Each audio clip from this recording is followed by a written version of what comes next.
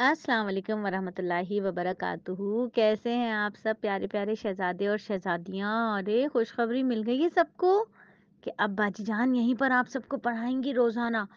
भाई दुआ तो क्या करें ना, बाजी जान के वक्त में बरकत हो, फिर आपको और ज्यादा ज्यादा पढ़ाएंगी। मजे मजे का है ना भाई, मिल के हम सब पढ़ेंगे।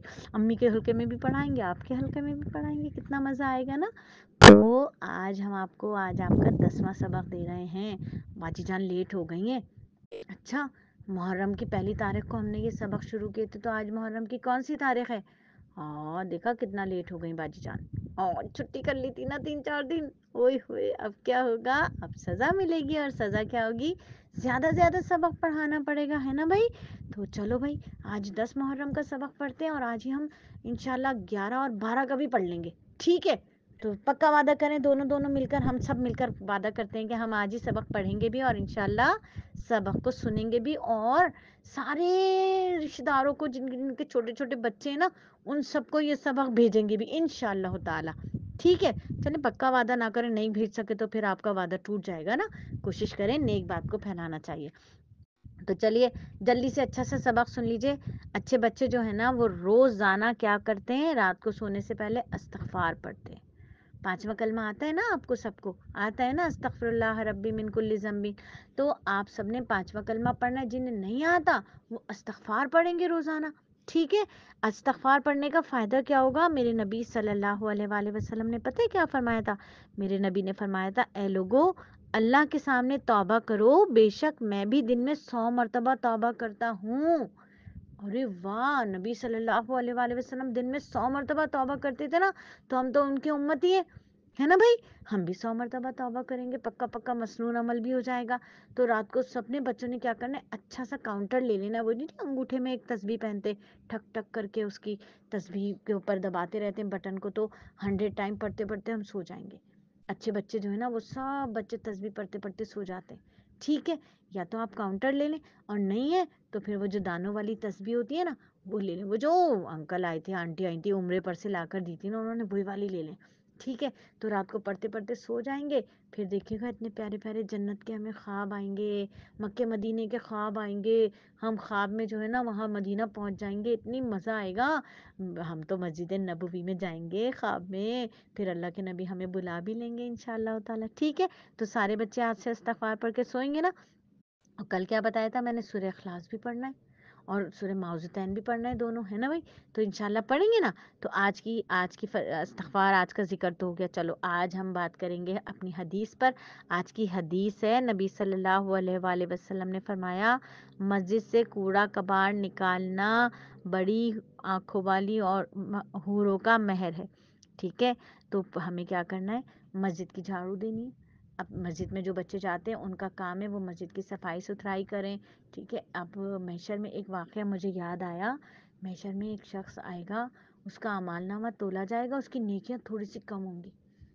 तो देखिएगा, अल्लाह मेरी नेकियां कम है, अब मैं क्या करूं, मैं कैसे जन्नत में जाऊंगा? परेशान हो रहा होगा, इतना परेशान हो रहा होगा कि मेरी थोड़ी सी नेकियां कम है।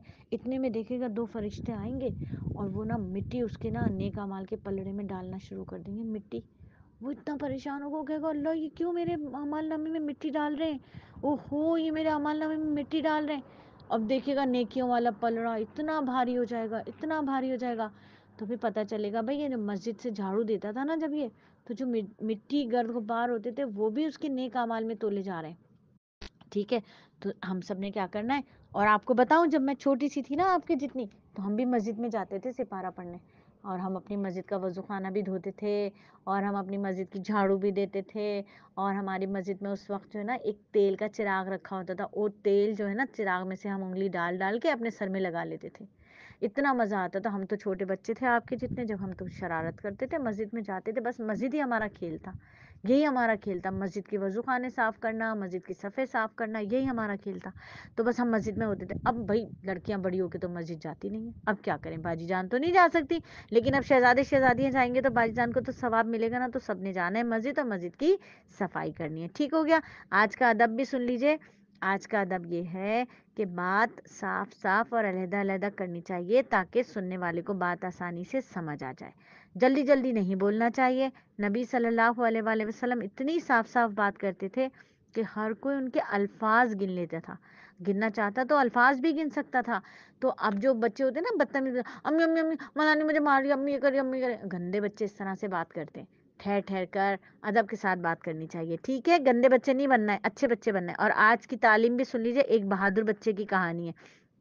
ٹھیک ہے، 2 بچے تھے اور وہ کیا کر رہے تھے کہ ہماری گیند واپس کر دیں، ہماری گیند واپس کر دیں. جس صاحب کو گیند لگی انہوں نے گیند دبوچ لی.